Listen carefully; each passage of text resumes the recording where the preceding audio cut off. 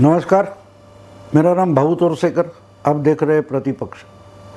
दोस्तों, आज महाराष्ट्र पर बात करूंगा क्योंकि महाराष्ट्र में एक बहुत बड़ी घटना हुई है। महाराष्ट्र विधानसभा के 12 एमएलएस जो बीजेपी के अपोजिशन के थे, उनका 1 साल के लिए निलंबन हुआ था कुछ महीने पहले। उन्होंने सुप्रीम कोर्ट में याचिका दायर की थी और इस याचिका पर 2-3 बार सुनवाई हुई और आज 28 जनवरी को उस पर सुप्रीम कोर्ट ने अपना मत जाहिर किया। उसका जो रिजल्ट है वो आया है और उनको फिर से उनको जो विधायकता है वो उनको विधायक करके सुप्रीम कोर्ट ने बहाल किया है। अच्छा, सुप्रीम कोर्ट तो बहुत सारी बातें कर सकता है, लेकिन एक बात मानी जाती है कि हमारी जो व्यवस्था है उसमें जो विधायिका होती है, विधानसभा, लोकसभा, उसके जो कार्यवाही चलती है, कामकाज चलता है, उसमें कोई भी कोर्ट हस्तक्षेप नहीं कर सकता, ये माना गया है। और कुछ बातें ऐसी होती है, हमेशा एक बात होती है कि एक कानून होता है, एक रूल होता है, एक हमारी समझ होती है, तो हम वहीं तक सीमित होते हैं। एक कुछ फिल्म का गाना मुझे याद आता है, ज्ञान की जैसे सीमा ज्ञानी, गागर में सागर का पानी। आम्रपाली नाम की कोई फिल्म थी, उसमें ये लता मंगेशकर का गाया हुआ गीत है, जिसकी लाइन है, ज्ञान की जैसे सीमा ज्ञानी, गागर में सागर का पानी। यानी ज्ञान जो है, कोई भी ज्ञानी होता है, बुद्धिमान होता है, उसको लगता है, इंटेलेक्चुअल होता है कि दुनिया का सब ज्ञान मेरे पास ही है, मैं ही सीमा हूं ज्ञान की, ऐसा उसे लगता है। लेकिन पूरा का पूरा ज्ञान उसके पास नहीं होता। उसको लगता है कि मैं सर्वज्ञ हूं, लेकिन वो सर्वज्ञ नहीं होता। मान लो कि गागर भर का पानी है, उसको तो सागर नहीं मान सकते। कितनी बढ़िया लाइन उस शायर ने लिखी है, ज्ञान की जैसे सीमा ज्ञानी। यानी ज्ञानी को लगता है कि बस मैं ही ज्ञान की सीमा हूं, इसके आगे ज्ञान नहीं है। लेकिन उसका ज्ञान कितना होता है, गागर में सागर का पानी। यानी सागर तो अफाट अथांग फैला हुआ है, उसमें से गागर भर पानी जिसके पास है वो खुद को ज्ञानी समझता है। तो हर वक्त हम जो समझ हमारी होती है, फिर वो कॉन्स्टिट्यूशन की हो, संविधान की हो, राजनीति की हो, तो हमें लगता है कि हमें सब कुछ मालूम है। लेकिन एक बार घटना ऐसी हो जाती है कि हमारी समझ को धक्का लगता है और हमें पता चलता है, अरे इसके आगे भी कुछ है। मुझे याद आता है जब हम बच्चे थे, उस वक्त घर में रेडियो होता था, और जो रेडियो होता था उसके तो आगे रेडियो लेकर फिर ट्रांजिस्टर आ गया कि इतना सा पॉकेट ट्रांजिस्टर, जेब में डालो और घूमो, कहीं भी सुनो। अब तो मोबाइल आ गया, यानी कहां तक गए। लेकिन अगर हम 70 साल 80 साल पीछे चले जाए तो रेडियो के आगे क्या हो सकता था, लेकिन रेडियो के आगे ट्रांजिस्टर आ गया, ट्रांजिस्टर के आगे मोबाइल, वॉकी टॉकी, क्या क्या हो गया। कहने का मतलब ये है दोस्तों, कहने का मतलब ये कि जब हम कुछ बात को अंतिम रेखा, लक्ष्मण रेखा समझकर चलते, वो अंतिम लाइन नहीं होती, उसके आगे कुछ होता है। और इसलिए जहां तक है वहां सीमित रहो, ये लक्ष्मण रेखा है। ये क्यों बोला गया, इसके आगे अगर जाओगे, अगर पता नहीं होगा तो गड़बड़ हो जाएगी। तो कॉन्स्टिट्यूशन है, घटना है, संविधान है, वो संविधान की व्याप्ति क्या है, कानून, रूल्स, रेगुलेशन, इसकी व्याप्ति क्या है, ये कहां तक पहुंचता है, यह हमें मालूम नहीं होता। लेकिन एक दिन आ जाता है, वो वैसा ही धक्का इस 12 एमएलए विधायकों के निलंबन के बाद सामने आ गया। लेकिन एक बात और है कि आज तक ये माना गया कि विधायिका यानी कि लेजिस्लेचर होता है, विधानसभा होती है, लोकसभा होती है, राज्यसभा होती है, उनके कामकाज में न्यायपालिका हस्तक्षेप नहीं कर सकती। लेकिन इस बार किया गया, क्योंकि जो पुनर्वसन इन 12 एमएलएस का हुआ है, विधायकों का हुआ है, तो वो डिसीजन किसी सरकार का नहीं था, वो विधिमंडल का था, विधानसभा का था। विधानसभा में ये तय हो गया बहुमत से कि इनको निलंबित किया जाता है। और जब ये निलंबन हुआ है तो अब उस पर कोर्ट पे चर्चा नहीं हो सकती, ये अहंकार दिमाग में था। इसलिए हम कुछ भी कर सकते हैं, हमारे पास बहुमत है, बड़ी ताकत है, आधे से ज्यादा एमएलए हमारे साथ है, तो हम कुछ भी कर सकते हैं। विधानसभा को लोग, यानी कि अहंकार जब चढ़ जाता है तो आप तय कर सकते हो कि हम ही संविधान है, हम जो तय करेंगे वही संविधान है। हम विधानसभा को लोकसभा बोल सकते हैं, लोकसभा को विधानसभा बोल सकते हैं। इतनी नशा चढ़ जाती है, और इस नशा को किसी ना किसी को लगाम लगाना पड़ेगा। शायद इसीलिए ही हमारे संविधान करता है, उन्होंने सुप्रीम कोर्ट बनाया, हाई कोर्ट बनाया, जिनको कॉन्स्टिट्यूशनल कोर्ट माना जाता है। और महाराष्ट्र की जो सरकार है उसको तो बार बार कोर्ट से थप्पड़ खानी ही पड़ रही है, मुंह की खानी ही पड़ रही है, बार बार हो रहा है। कुछ भी आप करो और सुप्रीम कोर्ट उसको उल्टा कर देती है, हाई कोर्ट उसको उल्टा कर देती है। महाराष्ट्र में सीबीआई का आना जाना तक इन्होंने बंद कर दिया, तो इन्हीं के होम मिनिस्टर की केस हाई कोर्ट ने सीबीआई को सौंप दी, मुंह की खानी पड़ी ना। लेकिन एक बात होती है, जब नाक कट जाती है, एक डिसीजन गलत हो जाता है, तो उसका परीक्षण करना जरूरी होता है, चिंतन करना जरूरी होती है कि हमारी गलती कहाँ हो गई, अगली बार ऐसी गलती नहीं होनी चाहिए। कोई आपको आकर आपका कान पकड़कर आपको दुरुस्त करता है तो उसमें एक सीख होती है, वो अन्याय या सजा नहीं होती, सजा का मतलब ही सीख होती है।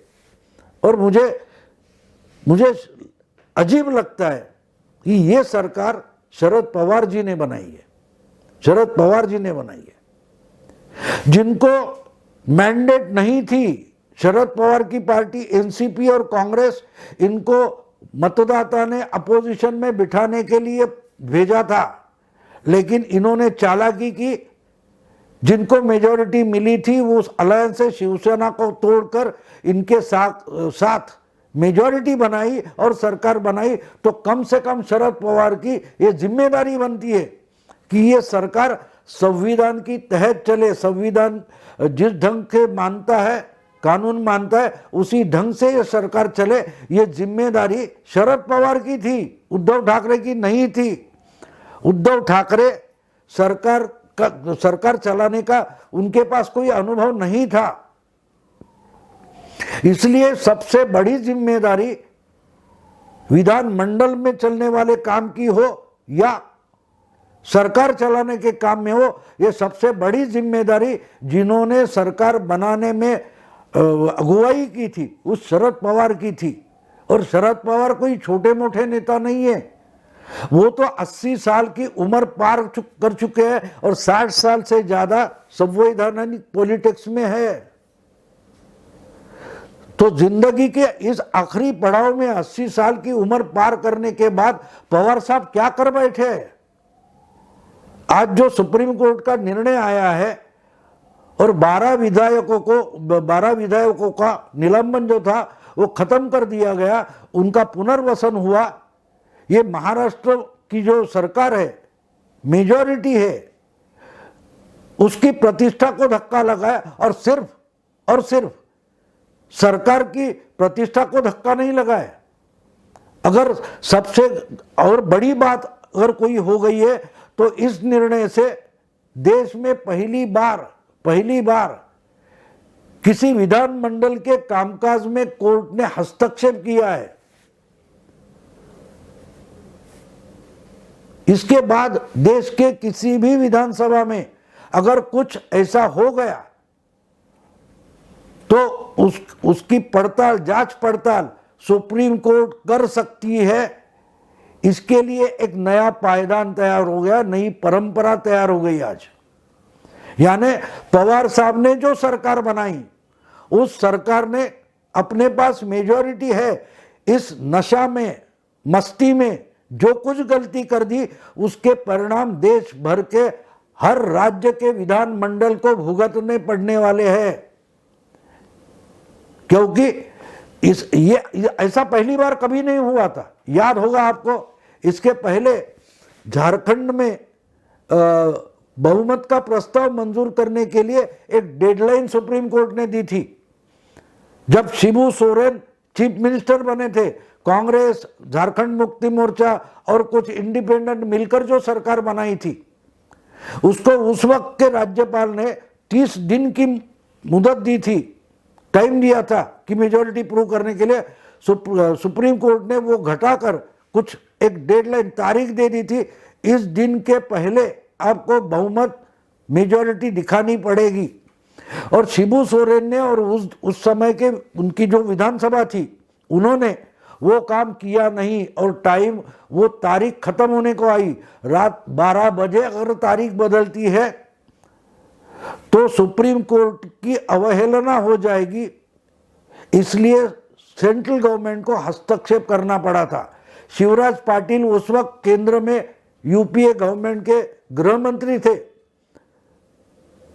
अब जो क्राइसिस पैदा हो गया वो कॉन्स्टिट्यूशनल था,